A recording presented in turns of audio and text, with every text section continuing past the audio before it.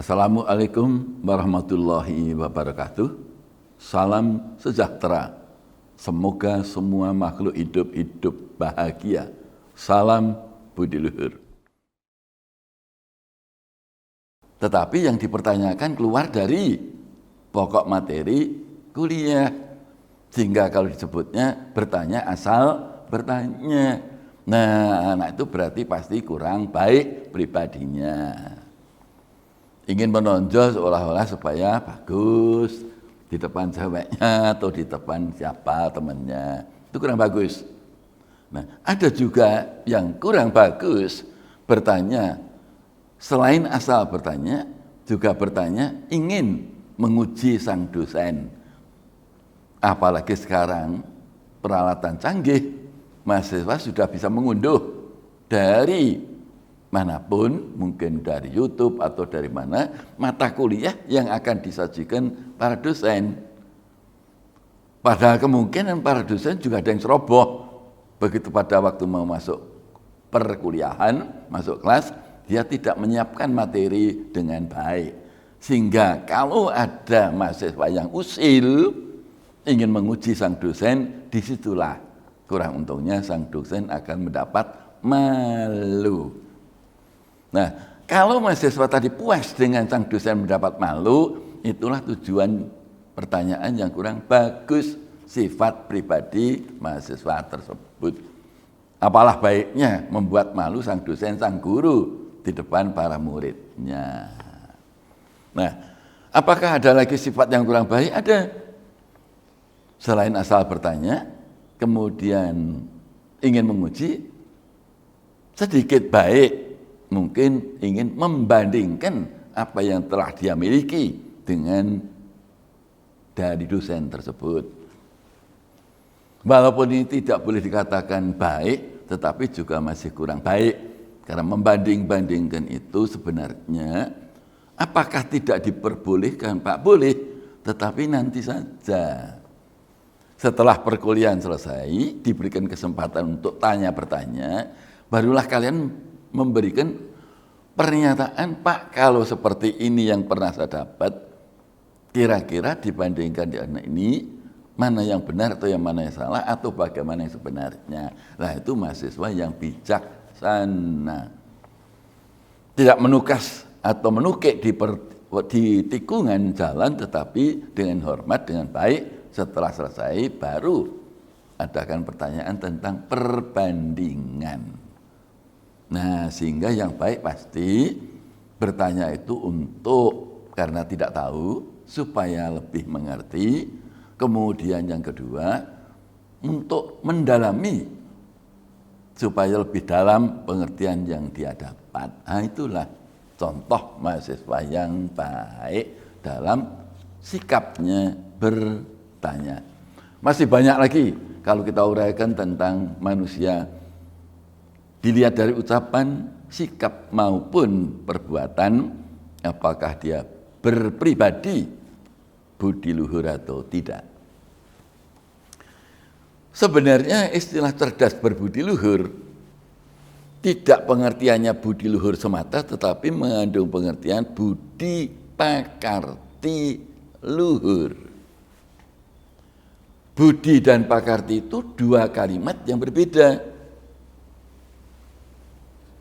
Kalau budi itu baru di dalam wacana, misalnya ucapan, sikap, dan perbuatan yang masih belum secara nyata, pakarti itu karya yang telah nyata. Karya yang telah nyata itu misalnya perbuatan senang menolong sesamanya. Nah, senang menolong sesamanya di sini adalah menolong sesama hidup, sesama manusia, sesama ciptaan Tuhan. Nah, ini pakartinya kayak apa? Luhur atau tidak?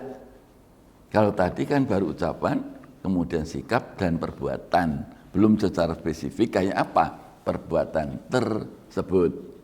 Nah, sehingga kalau kita cerdas berbudi luhur itu yang kita harapkan harus termasuk pakarti. Lengkapnya cerdas berbudi pakarti luhur. pakarti itu tadi saya katakan harus nyata, wujudnya apa? Karya yang nyata, yaitu sikap, ucapannya tadi, perbuatannya, mengajak orang lain berbuat baik, itu pasti ucapan. Sikapnya memberikan contoh keteladanan, tindak tanduknya, tata keramanya, kalau orang Jawa unggah-ungguhnya, ini harus juga baik, ini sopan, santun, sopan di dalam tingkah laku, santun di dalam ucapan.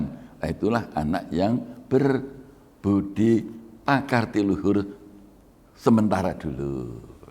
Karena tidak hanya ucapan dan sikap, tetapi perbuatan yang nyata tadi, suka menolong sesamanya, itu juga harus dimiliki oleh seorang manusia yang nantinya disebut berbudi pakarti luhur.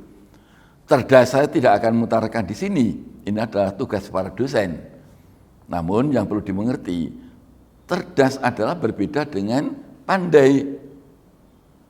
Kalau pandai itu adalah orang yang mampu menjawab soal yang pernah diberikan. Tetapi kalau orang cerdas itu adalah mampu berkreasi, di mana orang lain belum tahu, dia berusaha untuk lebih tahu lebih dulu. Di mana orang lain belum mengerti, dia berusaha untuk mengerti terlebih dahulu. Di mana orang lain mungkin tidak mampu membuat inovasi, dia mampu inovasi, dan seterusnya, dan seterusnya. Itulah kecerdasan. Sehingga kecerdasan itu umumnya tidak bisa diciptakan.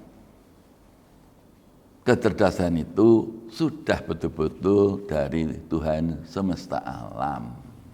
Namun ya mestinya bagaimana ikhtiarnya manusia supaya cerdas, tidak bisa tidak, ya mesti ada pendidikan formal maupun non formal. Marilah kita lebih dalam lagi. Sebenarnya untuk menjadi orang berbudi luhur itu susah tidak sih Pak? Enggak. Kalau orang lain berkata, wah menjadi orang baik itu susah, sebenarnya cuma tidak ada minat, tidak ada keinginan, dan tidak tahu tujuan berbuat baik untuk apa. Kalau mengerti bahwasanya berbuat baik itu mempunyai dampak, akibat yang positif, yang baik, pasti semua orang mestinya logikanya akan berbuat baik. Nah, sebenarnya dampaknya apa kalau kita berbuat baik itu? Ya pasti dibedakan Tuhan. Itu kuncinya. Harus dimengerti. Saya berbuat baik itu karena saya tahu kalau saya berbuat baik pasti dibedakan Tuhan dibandingkan orang yang jahat. Nah, ini kunci. Kalau Anda tidak mengerti mengapa harus cerdas berbudi luhur, mengapa harus cerdas berpakarti luhur, sehingga kalau nggak mengerti itu, ya kita nggak mengerti tujuan, nggak ngerti dampaknya, akibatnya kalau kita berbudi pakarti luhur. Nih, kalau pada waktu awal tadi saya katakan orang yang berbudi luhur tanpa cerdas, dampaknya yaitu gampang ditipu, ditindas dan seterusnya. Tetapi kalau kita sudah mengerti budi luhur dilandasi kecerdasan, lah ini lebih hebat lagi dampaknya. Apa? Dibedakan Tuhan tadi. Dibedakan apanya? Bagaimana? Dibedakan apanya? Pasti baik tempat, waktu, maupun dalam keadaan apapun di dunia ini, sampai setelah kita mati pun manusia baik budi pekertinya dibedakan Tuhan dimanapun tempatnya, kapanpun waktunya, dan dalam keadaan situasi apapun wujudnya. Nah, sehingga kalau kalian sudah tahu kalau Anda berbuat baik itu dibedakan dimanapun, kapanpun, dan dalam situasi apapun, apakah Anda tidak kepingin menjadi orang baik? Ya, kalau memang Anda memilih menjadi orang jelek, ya selamat jalan. Dan mungkin Anda keliru masuk ke Universitas Budi Luhur ini. Saya sarankan setelah Anda saya beritahu perbedaan orang jahat dan orang baik di mata Tuhan, saya ulangi, orang baik dibedakan Tuhan dimanapun tempatnya, kapanpun waktunya, dan dalam situasi apapun wujudnya, maka yuk kita segera bergegas menjadi orang baik. Agar perkuliahan nanti lancar, ditargetkan 4 tahun maksimum lulus, bisa 3,5 tahun lulus. Ini pasti mempunyai unsur kebaikan. Karena kalau orang tidak baik nggak mungkin bisa lulus 4 tahun maksimum, syukur 3,5 tahun. Kok pasti Pak? Pasti. Ya kalau Anda tidak percaya buktikan aja besok. Anda lulus 3,5 tahun atau 4 tahun. Kalau Anda lulus 4 tahun, ya normal baik. Kalau 3,5 tahun, ya itulah orang baik. Nah, kalau lebih 4 tahun Pak, ya sendirinya mungkin sedikit kurang baik. Nah, kalau sampai 5 tahun Pak, ya itulah mungkin agak kurang baik. Kalau sampai 5 tahun, kayaknya sih agak kurang baik. Sampai 6 tahun, ya alhamdulillah Anda bayar terus di sini. Terima kasih kalau Anda betah kuliah terus, tidak mendapatkan ijazah. Kasihan dong orang tuamu yang membiayai. Satu, kedua, mestinya kasihan dong dengan dirimu sendiri. Masuk iya tiap hari ketemu dengan kampus kita melulu, sampai tukang bon kita apal, oh itu Mas Abdu misalnya. Oh itu Mas Abduh biasanya, masa gak malu? Ayo, tugas Anda saat ini kuliah. Selesai cepat, itu yang diharapkan Bapak Ibumu, orang tuamu, wali mahasiswamu.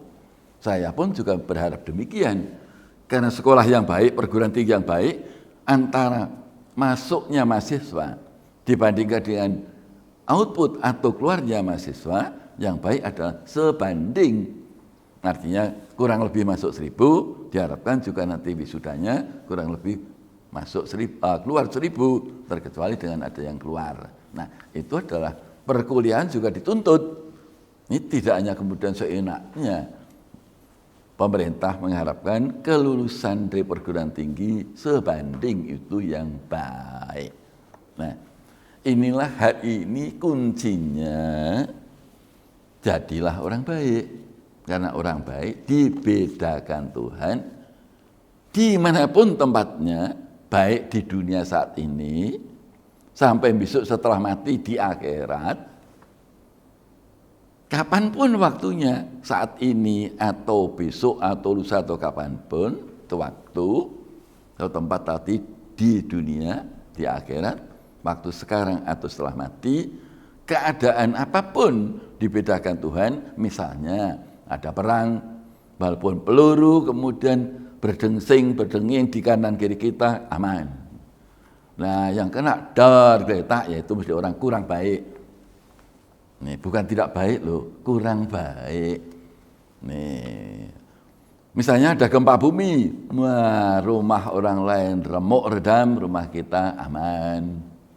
Nah itu pasti kita mesti juga dibedakan Tuhan, berarti kita juga orang baik. Gempa bumi, ada tsunami, air pun juga bisa memilih. Nih, pasti yang dikejar orang yang jelek dulu. Kalau orang baik, pasti akhirnya nyingkir dulu. Mungkin Anda kurang percaya, boleh saja. Oh namanya cuma lalu conok ya. Nih, COVID-19 ini, corona ini, banyak orang sibuk. Nih, seolah-olah corona itu bukan penyakit yang hidup. Hidup itu namanya virus. Nih, virus itu pasti ciptaan Tuhan, umat Tuhan hidup. Nih, kalau sistem Tuhan, semua umat yang hidup itu pasti mengikuti aturan main sistemnya Tuhan. Nah, sehingga ini celoteh saya loh, omongan saya, lelucon saya saja. Saya punya keyakinan bahwasanya virus COVID-19 itu punya SK. Untuk kemudian pergi kemana, masuk ke tubuh siapa, melalui hidung, melalui mulut, atau melalui apapun. Yang kemudian memang perlu manusia tadi sakit, atau perlu nantinya manusia tadi harus mati. Itu bawa SK. Nggak mungkin virus itu sembarangan, udah bisa bawa SK. Nah, tapi karena tetap dia sifatnya masih hidup, ciptaan Tuhan, mana bisa juga, manakala bisa juga keliru. Sehingga ada orang yang dimasukin ternyata telah dicocokin, namanya sama, umurnya sama, tetapi ternyata nomor penduduknya berbeda karena lahirnya di tempat yang berbeda. Nah, kalau begitu dia langsung kemudian apa? Oh, minta maaf keliru. Ini. Nah, sehingga ada orang yang kena COVID akhirnya sembuh, itu mungkin saja keliru. Nah, ini hanya omongan saya loh, hanya daripada Anda kemudian ngantuk. Nah, itulah seperti itu virus. Itu pun pasti bawa SK. Punya job. Seperti halnya sekarang Anda, job Anda kuliah. Nah, job saya sekarang ini ngoceh, memberi proses pembelajaran awal, nanti diteruskan para dosen-dosen. Ini tugas saya. Jadi saya bukan dosen mengajar langsung, tetapi saya memberikan suatu prakata pendahuluan akan masuknya mata kuliah kebudiluhuran untuk saat ini episode pertama atau sesi pertama. Bila mana Anda kurang puas atau kurang mengerti dan kepingin lebih paham, saya berikan kesempatan untuk bertanya. Namun karena keterbatasan waktu untuk saya, nanti diskusilah dengan dosen yang mengampu mata pelajaran ini. Saya yakin dosen kita punya kemampuan untuk menjawab pertanyaan Anda semua. Namun bila mana dia masih juga kurang paham, wajar. Karena para dosen ini pun belum lama baru saya tatar. Sehingga nanti kalau terjadi perbedaan pendapat dan sebagainya, ya kembalilah kepada ahlinya. Wassalamualaikum warahmatullahi wabarakatuh.